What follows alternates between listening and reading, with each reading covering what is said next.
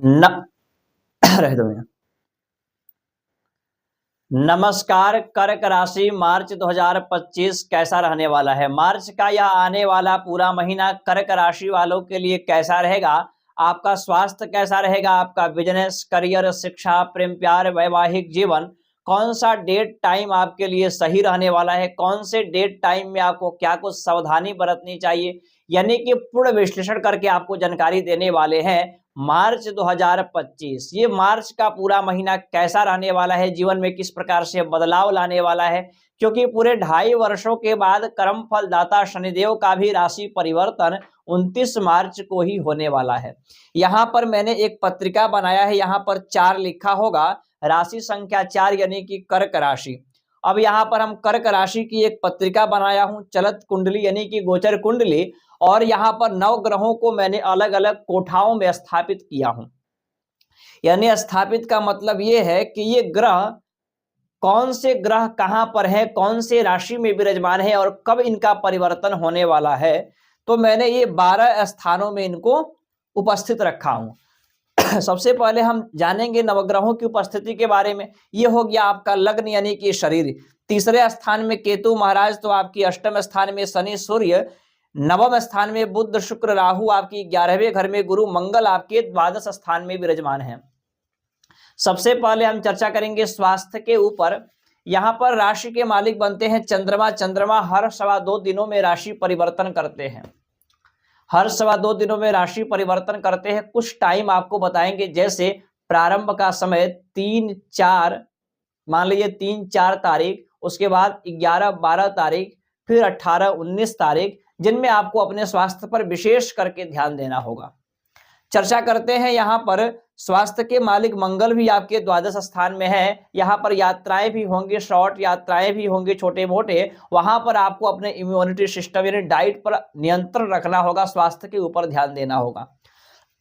शिक्षा के बारे में चर्चा करें तो शिक्षा के मालिक मंगल है। मंगल का कोई राशि परिवर्तन नहीं है। शिक्षा के क्षेत्र में भी फरवरी से कुछ बेहतर नहीं होने वाला है, यानी कि सामान्य गति ही रहने वाली है। हालांकि सूर्य भाग्य स्थान में चले जाएंगे, बुध के साथ में हो जाएंगे, बुधादित्य योग भाग्य स्थान में लगाएंगे, तो मिड मार्च के बाद 15-16 मार्च के बाद थोड़ी सी शिक्षा आपकी बेहतर हो सकती है, निश्चित रूप से होगी। शेयर मार्केट इत्यादि, जुआ सट्टा इत्यादि से इस महीने आपको लाभ होने वाला नहीं है। यदि हालांकि आप ऑनलाइन कार्य करते हैं, डिजिटल पर कार्य करते हैं, या सॉफ्टवेयर बनाते हैं, या सोशल मीडिया पर कार्य करते हैं, तो यहाँ पर आपको इस महीने में कुछ दिन ऐसे होंगे जो कि अच्छा ग्रोथ आपको देखने को मिलेगा। चर्चा करते हैं वैवाहिक जीवन यानी कि मैरिड लाइफ के बारे में। तो वैवाहिक जीवन के मालिक शनि आपके अष्टम स्थान में विराजमान है। शनि की ढैया भी चल रही है। दाम्पत्य जीवन, पति पत्नी में कलह जैसी संभावनाएं, स्वास्थ्य में परेशानियां, मनमुटाव, ईगो ज्यादा, एक दूसरे के समीप झुकना नहीं चाहते, ऐसे जो एटीट्यूड वाली समस्याएं थी, कहीं ना कहीं शनि की जब ढैया समाप्त होगी 29 मार्च के बाद शनि आपके भाग्य स्थान में जाएंगे, तो ये समस्याएं आपकी दूर हो जाएगी। बिजनेस की समस्याएं थी, बहुत सारे लोग जो बिजनेस कर रहे हैं, बहुत सारे लोगों को बंद भी करना पड़ा, बिजनेस में ग्रोथ नहीं दिख रहा है, बहुत लोग संघर्ष करते गए, ढैया में बहुत सारे लोग टूट गए। वे स्थितियां कहीं ना कहीं बेहतर होगी जब ढैया आपकी समाप्त होगी 29 मार्च के बाद।